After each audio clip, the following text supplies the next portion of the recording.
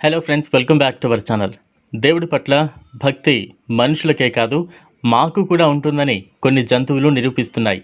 ఏనుగులు, కోతులు, తాబేలు వంటి జీవరాశులు దేవుడి పట్ల తమ భక్తిని చాటుకున్న సందర్భాలను చూసాం. పురాణాల్లో కూడా జంతువుల దైవ భక్తికి సంబంధించి పలు సందర్భాల్లో కూడా చెప్పబడింది. పాములు కూడా దైవం పట్ల భక్తిని చాటుకుంటాయని కొన్ని సందర్భాల్లో మనం చూసాం. రీసెంట్గా ఒక పాము గ్రహణ సమయంలో కదలకుండా రోడ్డుపైనే నిలిచిపోయింది. దీంతో ఆ పాము గ్రహణాన్ని పాటించిందని ప్రచారం చేశారు. తాజాగా మరో పాము కూడా దైవ భక్తిని చాటుకుందని ప్రచారం చేస్తున్నారు. శివలింగం మీదకు ఎక్కి గంటసేపు ప్రదక్షిణలు చేసింది. అలాంటి ఓ నిజమైన సంఘటన ఇప్పుడు తెలుసుకుందాం. ప్రముఖ శైవ క్షేత్రంలోని శివాలయంలో నాగుపాము హల్చల్ సృష్టించింది.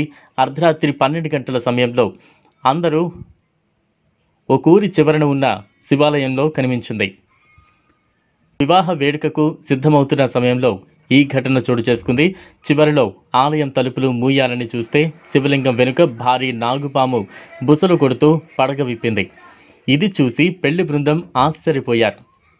అసలు అర్ధరాత్రి శివలింగం చెంతన పాము, అందులోనూ నాగుపాము చూసి ప్రజలు భయాందోళన చెందారు. వివరాల్లోకి వెళితే అనంతపురం జిల్లా బ్రహ్మసముద్రం మండలం బైర సముద్రంలో రుద్రలింగేశ్వర ఆలయంలో జరిగింది ఈ ఘటన. ఆదివారం రాత్రి పూజా కార్యక్రమాలకు వెళ్లిన కొంతమంది భక్తులకు శివలింగం పక్కనే నాగుపాము కనిపించడంతో భయాందోళనకు గురయ్యారు. గంటకు పైగా గర్భగుడిలోనే నాగుపాము ఒకే చోట ఉంది. పడగ విప్పి బుసలు కొట్టింది. అప్పుడు భక్తులందరూ ఓం నమ శివాయ అంటూ పూజలు చేశారు. ఇది సాక్షాత్తు శివుని మహిమ అని భావించారు.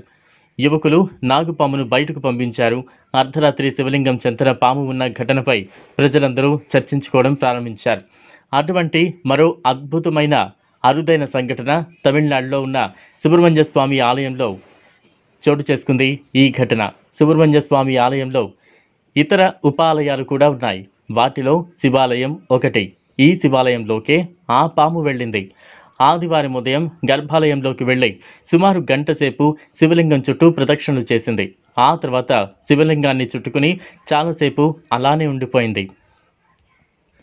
ఈ విషయం భక్తులకు తెలియడంతో ఈ వింతను చూసేందుకు భారీగా ఆలయం వద్దకు చేరుకున్నారు.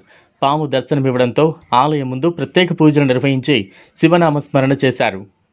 కాసేపటికే పాము ఆలయంలోని ఓ మూలకు వెళ్ళిపోగా పామును పట్టుకునే వాళ్ళు వచ్చి పామును తీసుకువెళ్ళి అటవీ ప్రాంతంలో సురక్షితంగా విడిచిపెట్టారు.